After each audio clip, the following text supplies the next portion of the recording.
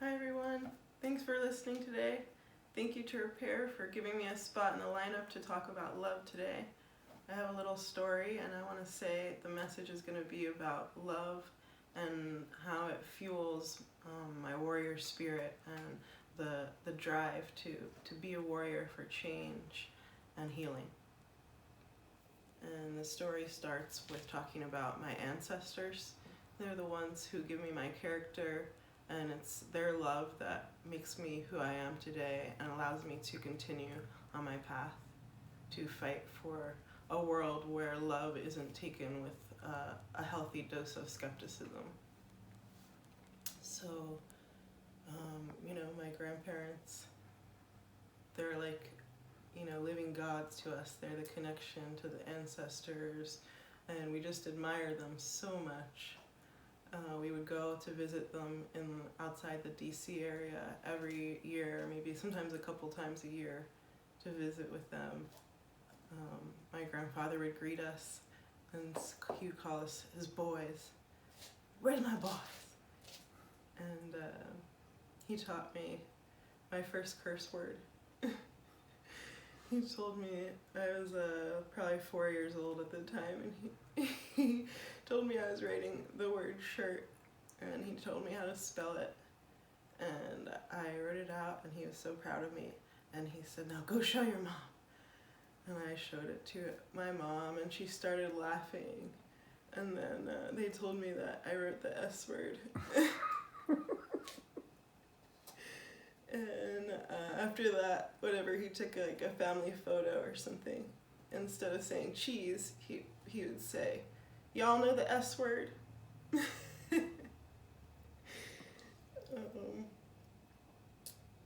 Yeah, my grandfather, he also had a serious side because he was a scientist. He was an organic chemist, and he was also a colonel in the army. His whole life he did military missile testing, and he worked for the Joint Chief of Staff in the Pentagon. But to us, he was granddaddy, and the thing that really defined him was his character, the way that he was spontaneous, and he really just brought things to life and was always there for us to just make things light and make things better. We would go down there for Thanksgiving every year, he would tell us stories. He liked to. His hobby was refurbishing old antique furniture, so he would sit us around the oak table that he had in the living room that he refurbished and tell us stories about who we were and our past. And I was just a young thing. I don't know if he knew that I was listening, but he told us how he and my grandmother came both from the same island, a small island on the western side of Virginia, on the bay side, where there's a small free settlement of indigenous Native Americans and free black people, and that over time they slowly moved east towards Newport News, first in the rural areas, living kind of in rural poverty, sharecropping, and then eventually making it into Newport News. So he knew my grandmother his whole life, and their families both moved to Newport News around the same time, so they were always around each other. And I remember, even when he started getting sick towards the end of his life, he still made it a point to make memories with us. We would watch family movies together. I remember we were having a hard time choosing what movie to watch, and we settled on a Denzel Washington movie.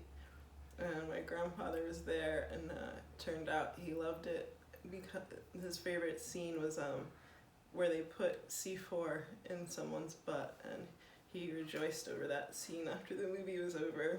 We all laughed.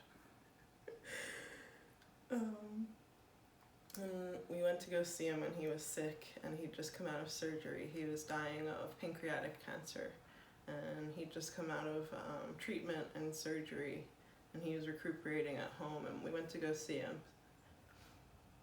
And when we got there, my grandmother said, you know, he's resting right now, so wait for him to wake up and all that. And my mother looked at me and she said, "It's okay, Christa. You can go wake him up if you want.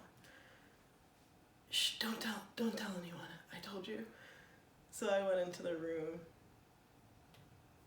and I saw my grandfather, and I was just watching him at first. And he woke up and he saw me, and he started crying because he said he didn't think he'd ever see it, wasn't sure that he would ever see any of us again. And he told me what he'd been through with getting treatment and getting surgeries and things, and that he was weak and he needed to rest now. And then he finished it all off and he smiled and he said, "But I'm still bad, Chrissy, I'm still bad." And then everyone else came in and he got very emotional. And later that day he came over to me while I was by myself, and he gave me a book. It was the complete works of Shakespeare, and he told me that I was the one that he wanted to take on his work and to carry the family forward in the future. So it's always been them guiding me on my path and showing me what my role is, and giving me the strength and the courage to keep fighting. And my grandmother, she loved my grandfather. After he died, when I'd go to visit her, she would just tell me that she didn't have a husband there anymore, and how she just wanted to see her husband again. The story of how they decided to get married when they were young, my grandfather would take her out dancing, and they would do like the swing dancing with the couples, and like all the fancy swing dancing stuff. And they would go out late with my grandfather's military friends, and he would bring her home after curfew. And her father said, "The next time you bring home my daughter this late, it'll be the last time." My grandfather told her father, "Then I'll just marry your daughter, so I'll never have to bring her home again." And soon after that, he asked for permission to marry her, and they were married. And he got her out of that small town, and they traveled the country together, had a family. And so I want to end with this poem that my grandmother wrote towards the end of her life. She was writing poems. And this is one of them that I thought that came up right away this morning when I opened my computer. So I'll read it for you, and I'll say her name. She just transitioned recently, and I'll be going to DC soon, back to my ancestral lands, to bury her at the Arlington Memorial Cemetery in Arlington. So this is the poem. It's called "The Sea of Life." Let me grab it here really quick. The sea of life. Our lives are very much like the sea. There are days of calm and joy and peacefulness. There are days of rough waters, and we struggle to stay afloat. We sometimes encounter the undercurrent in the sea of life, and we are sucked under and lost at sea. Then the waves suddenly subside, and the sun comes out, and all is calm and peaceful again. There are those of us that never enter the sea of life. We are content to just sit on the banks of the sea. The struggle is too difficult. We sit with no hopes and dreams.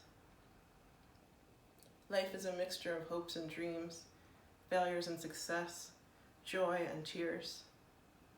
Life is an adventure, and each day our strength is tested.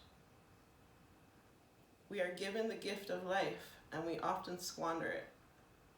We never see the beauty of the world, nor feel the love that surrounds us. With the gift of life, we are challenged to do all that we can for humankind. Follow your heart and the goodness of your soul. We can then find the strength to survive and stay afloat in the sea of life. We must not be content to sit on the banks of the sea with no hopes and dreams. Lethia Pearson. Thank you.